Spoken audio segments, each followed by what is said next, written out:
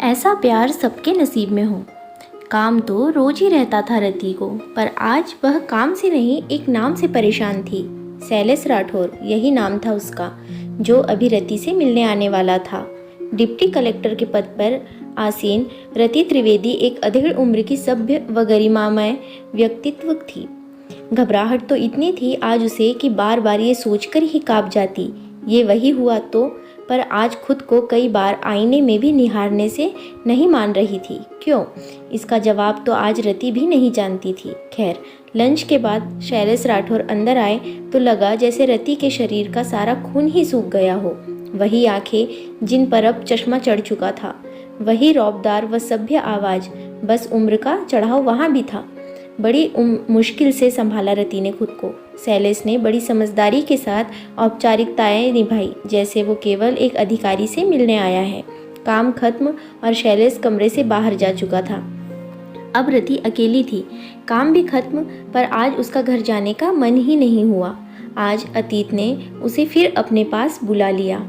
College में शैलेश रति को बहुत पसंद करता था और ये बात पूरे कॉलेज को पता थी। रति भी शैलेश को पसंद करती थी, पर यह बात सिर्फ रति ही जानती थी। रति जानती थी कि उन दोनों के रिश्ते का कोई भविष्य नहीं है, इसीलिए वो चुपचाप आगे बढ़ती गई। कॉलेज का आखिरी दिन आया। सभी खुश और थोड़े उदास थे, पर इन सब में आज कुछ और भी होने वाला था।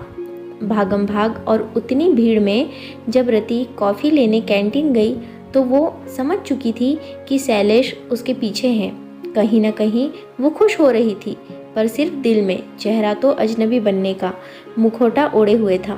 बीच में ही शैलेश ने उसे रोका और कहा, रति प्लीज़ रुको, मुझे कुछ बात करनी है। रति ने गुस्सा दिखाते हुए कहा, मुझे जाने दो, मुझे कुछ नहीं सुनना।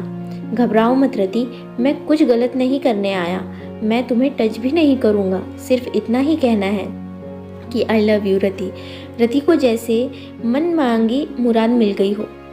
मन ही मन नाच पड़ी थी, पर तुरंत भविष्य का ख्याल आते ही वो गुस्से में वहाँ से जाने लगी। जब शैलेश ने कहा, आज तुम कॉलेज के बाद बाहर पार्क में आकर खुद मुझे जवाब दे दो, हाँ या ना। रति को लगा जैसे अभी चीख कर बोल दे, हाँ शैलेश हाँ, पर खुद को रोकते और आंसू छुपाकर वो भाग गई। उस दिन के बाद वो शैलेश से कभी नहीं मिली, पर दोस्तों से सुनती थी कि शैलेश रोज कॉलेज के पार्क में रति के जवाब का इंतज़ार करता था। रति ने सोचा कुछ दिनों बाद सब भूलकर आगे बढ़ जाएगा।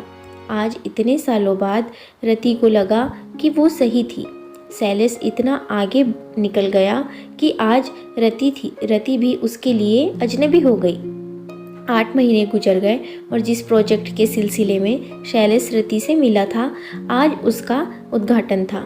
पर आज रति सामान्य थी। साइट पर सब कुछ व्यवस्थित था। तभी किसी के शब्दों ने रति को हिलाकर रख दिया।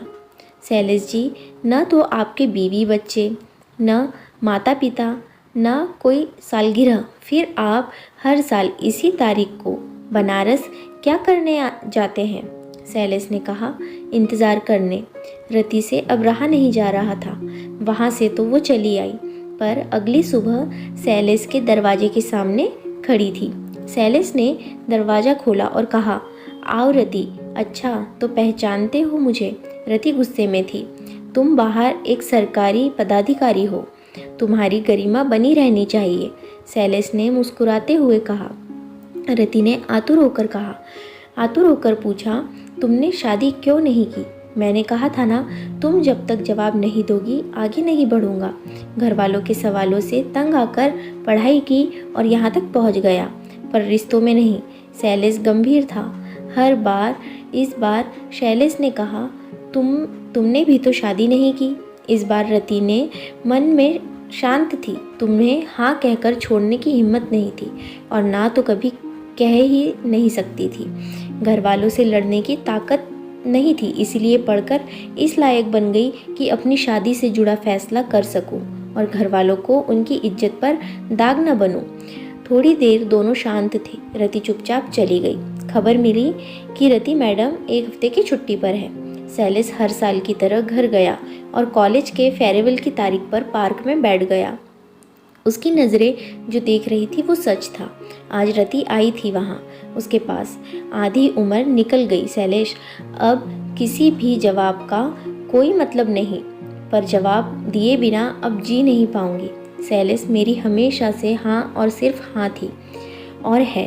शैलेश मुस्कुराता हुआ उसके पास गया और रति का हाथ थामकर कहा, आधी उम्र निकली है पर ज़िंदगी अभी बाकी है, साथी बनोगी मेरी। इस बार रति की बारी थी। रति ने गले लगते हुए कहा, चलो अब हम अपनी दुनिया अपने तरीके से बसाएंगे। आज बरसों के इम्तिहान के बाद आखिर दो प्रेम करने वाले एक हो गए। आखिर एक सवाल को उसका जवाब मिल ही गया। तो फ्रेंड्स, आपको ये स्टोरी कैसी लगी अपनी राय कमेंट बॉक्स में ज़रूर बताएं। वीडियो को लाइक शेयर ज़रूर करें और चैनल को सब्सक्राइब करना बिल्कुल ना भूलें, क्योंकि आपके लिए मैं ऐसी ही अच्छी अच्छी कहानियाँ लेकर आते रहती हूँ। और ऐसी ही अच्छी अच्छी मराठी स्टोरीज़ के लिए मेरे चैनल चित्राज वॉइस को सब्सक्राइब करें। इसका लिंक मैंने डिस्क्रिप्शन बॉक्स में दे दिया है। धन्यवाद।